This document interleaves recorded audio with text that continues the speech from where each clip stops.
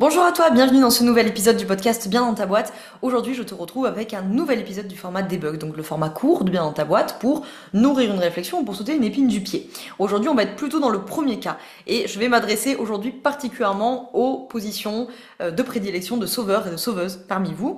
Donc, on a déjà fait plein d'épisodes sur cette position du sauveur, donc on te met dans la description les liens vers d'autres épisodes si tu veux creuser cette notion, si tu veux voir, on a fait sur le parcours typique du sauveur, on a fait le sauveur en tant qu'accompagnant, on a fait le sauveur en lien avec l'argent, bon bref, on a déjà fait beaucoup d'épisodes. Aujourd'hui, c'est un épisode court, simple, efficace pour petits messages pour les positions parmi vous de prédilection de sauveurs et de sauveuses. Notamment les pros de l'accompagnement, vous êtes beaucoup là-dedans. Pas toujours, mais souvent. Ce qu'il faut comprendre avec la position du sauveur, c'est qu'il y a quelque chose un peu de contre-intuitif, qui peut paraître un petit peu paradoxal. C'est que la position du sauveur, c'est une position qui subit les choses, qui subit sa vie. Je dis que c'est un peu contre-intuitif, un peu paradoxal, parce que des fois on ne le voit pas dans la position du sauveur ou de la sauveuse, cet aspect-là, parce que c'est une position qui est quand même plutôt motrice, hein, qui est plutôt proactive.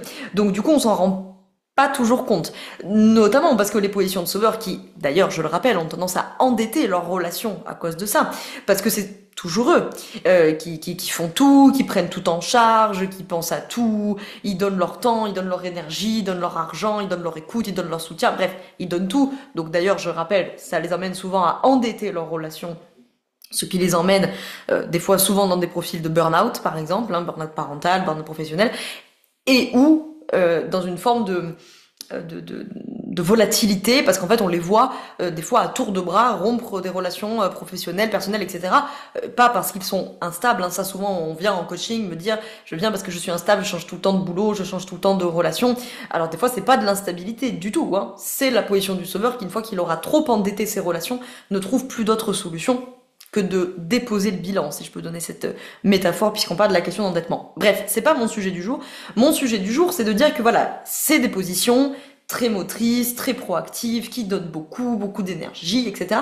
Et donc, ça donne pas l'impression que ce soit des positions qui subissent. Mais en fait, par définition, quand je suis dans un jeu psychologique, je subis quelque chose. Et les positions de sauveur, elles font pas exception à la règle. Ça se voit beaucoup chez les positions victimaires, mais c'est chez les positions de sauveur aussi, qui ont la sensation, qui se comportent comme ça parce qu'ils, précisément, ils ont la sensation de ne pas avoir le choix. Quand ils deviennent épuisés, ou quand tu deviens épuisé, si tu m'écoutes avec une position de prédilection de sauveur ou de sauveuse, ça doit te parler, hein. Des fois, tu le sais très bien si tu vis ça.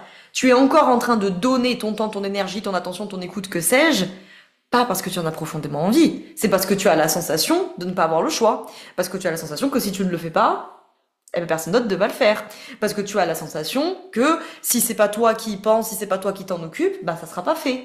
Dans l'exemple du couple, hein, c'est quelque chose qu'on entend souvent dans le couple, ou avec les amis, ou avec les enfants, ou quelque chose comme ça, vous voyez. Les sauveurs ont la sensation que ils n'ont pas d'autre choix parce qu'ils doivent être gentils.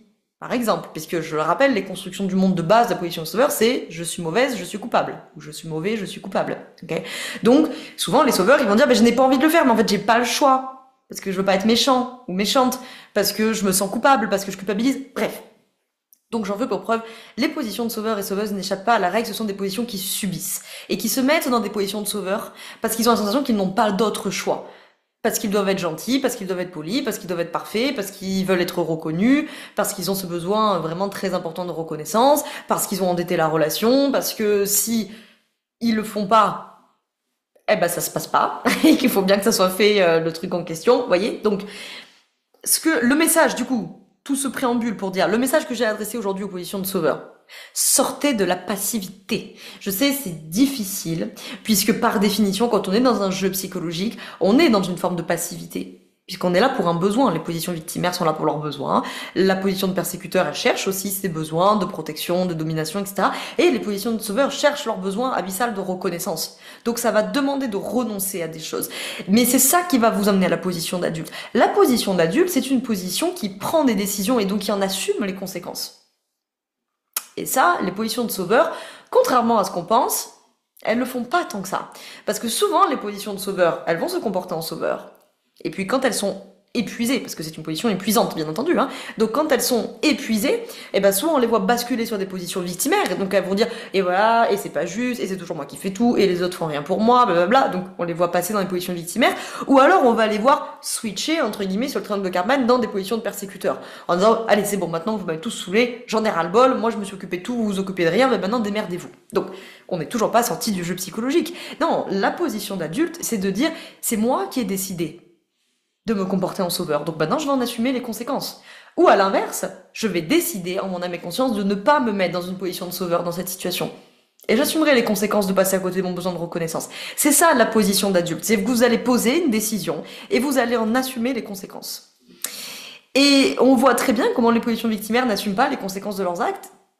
Des fois, on voit moins bien comment les sauveurs et les persécuteurs ne les assument pas, parce que ce sont des positions de parents inadaptées, donc c'est tout à fait une autre manière de se comporter que les positions victimaires. Mais souvent, les sauveurs n'assument pas plus les conséquences. Ils se mettent en sauveur, et puis quand ils sont épuisés, ils vont dire « mais c'est pas ma faute ». C'est les autres qui font rien, qui sont trop cons, je ne sais quoi, bon, en position de persécuteur, ou oui, mais bon, c'est pas ma faute, moi, après tout, je fais tout pour tout le monde, je suis sympa, j'aide tout le monde et personne me le rend, donc position de victimaire. Non, c'est pas ça, la position d'adulte. La position d'adulte, c'est de dire, bah oui, en fait, cette fois-ci, j'ai sauté en sauveur, et ben en fait, je vais l'assumer. Parce qu'en fait, je savais ce que je faisais. Ou parce que je n'ai pas réussi à faire autrement, et c'est ok aussi que je n'ai pas réussi, cette fois-ci, à me comporter autrement qu'en position de sauveur, mais je vais assumer le fait que, je prends un exemple, je me sois comportée dans une position de sauveur, et que du coup la personne en face de moi m'a envoyé bouler, en me disant « arrête de faire ça, c'est chiant, je t'avais rien demandé ». Ben oui, je vais en assumer les conséquences, je me suis mis en sauveur, effectivement cette personne ne m'avait rien demandé, elle m'a envoyé bouler. Bon. À l'inverse, je vois une situation, un jeu psychologique se dérouler devant moi, on m'invite à la position du sauveur, je vais faire le choix, par exemple, de ne pas y aller, et j'assumerai les conséquences de ne pas y être allé, et donc probablement de ne pas obtenir la même reconnaissance que j'obtiens d'habitude, ou habituellement la position victimaire en face m'aurait dit « oh là là, tu es absolument formidable, je sais pas ce que je ferais sans toi, tu es absolument formidable », bon bref. Bon bah là je vais pas jouer au sauveur, donc je vais assumer le fait de passer à côté de ça, voire même peut-être de me prendre une remarque du type bah dis donc t'as changé, avant tu m'aurais aidé, et je le sais, et ça va me faire monter ma culpabilité de base, de ma position de sauveur. Mais c'est ça, on assumer les conséquences. D'accord? Donc c'était ça mon message à dire aux positions de sauveur aujourd'hui, c'est de dire ne passez pas à côté de cet angle mort, souvent.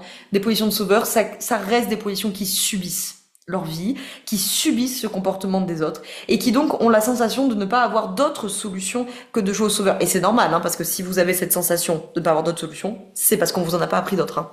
Soyons clairs.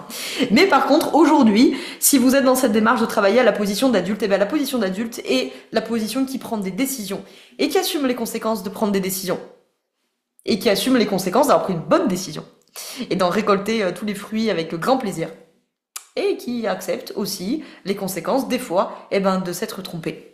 Et bien c'est ça la position d'adulte. Voilà, donc c'était ça mon message pour les sauveurs et les sauveuses qui m'écoutent aujourd'hui. J'espère que ça vous aura plu, intéressé, évoqué quelque chose. Si tu as besoin d'aller plus loin, eh bien le mieux c'est de venir en coaching avec moi. Le coaching va être complètement repensé chez Bien dans ta boîte cette année en 2025. Et il y a des projets surprises.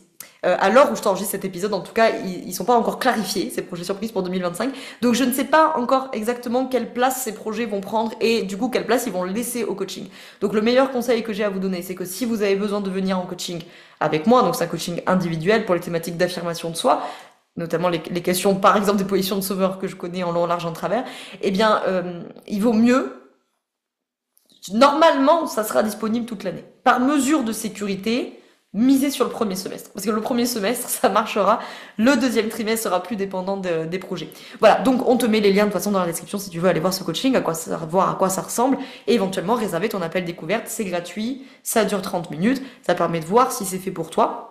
Moi, ça me permet d'évaluer ta demande, que je puisse te rediriger éventuellement si moi je peux pas t'accompagner, et si je peux t'accompagner, que je puisse te faire une proposition sur mesure d'accompagnement, voilà, pour que ça corresponde tout à fait à ton besoin du moment. Et voilà.